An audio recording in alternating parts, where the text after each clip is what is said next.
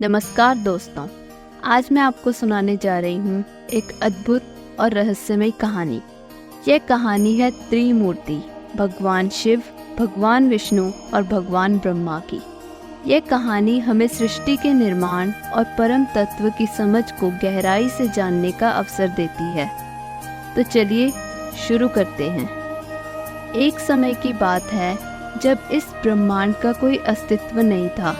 चारों ओर केवल अंधकार और शून्यता थी।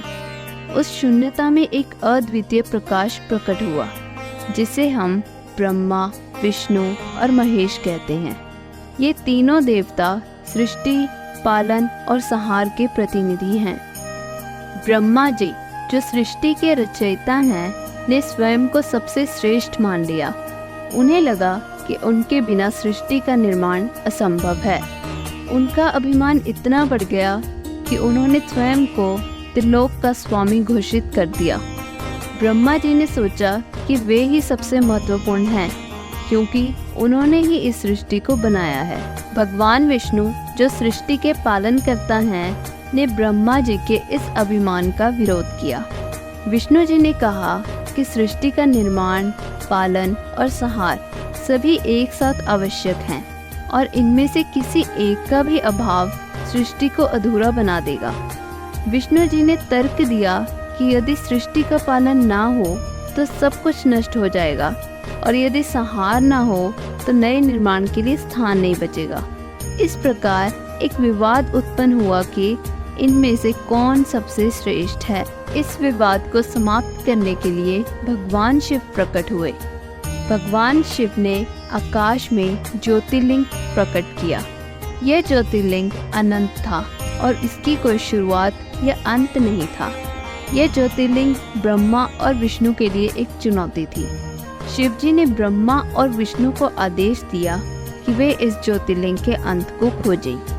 ब्रह्मा जी ने हंस रूप धारण किया और ज्योतिर्लिंग के ऊपरी भाग को खोजने के लिए ऊपर उड़ गए, जबकि विष्णु जी ने वराह रूप धारण किया और नीचे की ओर अंत को खोजने के लिए भूमिगत हो गए।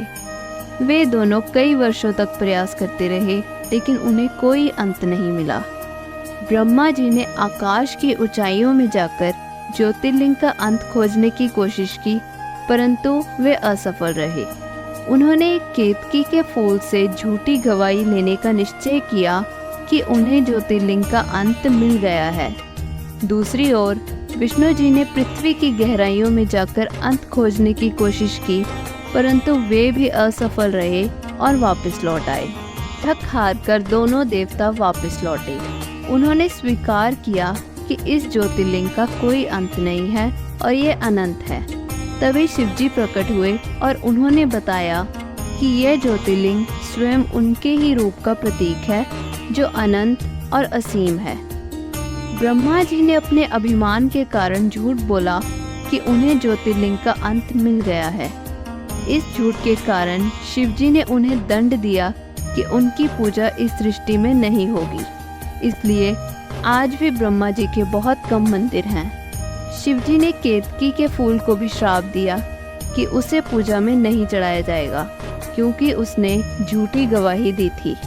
इस घटना के बाद ब्रह्मा, विष्णु और शिव जी ने एक दूसरे की महत्वता को स्वीकार किया और सृष्टि के संचालन में एक दूसरे का सम्मान किया।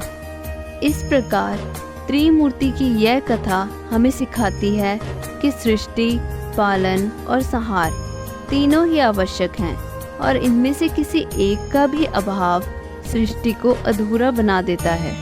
तो दोस्तों, यह कहानी हमें सिखाती है कि अभिमान का नाश निश्चित है और सत्य की महिमा अनंत है। त्रिमूर्ति की यह कथा हिंदू धर्म की प्रमुख कथाओं में से एक है। आशा है आपको यह कहानी पसंद आई होगी। अगर हाँ, तो हमारे चैनल को सब्सक्राइब करें और इस वीडियो को लाइक और शेयर करना ना भूलें। धन्यवाद।